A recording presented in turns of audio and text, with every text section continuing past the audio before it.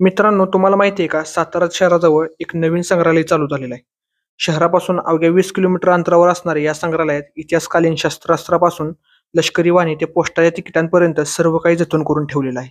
नमस्कार मित्रांनो, मी आलोय सातारा ठोसेघर रस्त्यावर असलेल्या दादाजी गावंड फाउंडेशन संचलित श्रीमती काशीबाई माधवराव गावंड संग्रहालयात.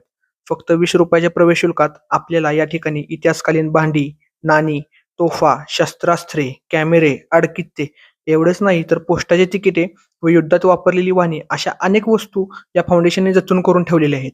सातारा शहरापासून जवळ असलेल्या या संग्रहालयाबरोबरच आपण या रस्त्यावर असलेलं सज्जनगड, जगप्रसिद्ध ठोसेघर धबधबा, चाळकेवाडीचा पवन ऊर्जा प्रकल्प अशी अनेक पर्यटन स्थळे पाहू शकतो. माझ्या मते आपण या नवीन सुरू झालेल्या संग्रहालयाला भेट देऊन आपल्या इतिहासाची व इतिहासकालीन वस्तूंची माहिती करून घेणे गरजेचं आहे.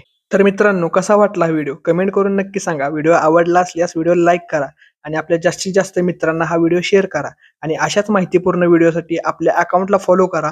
तोपर्यंत धन्यवाद.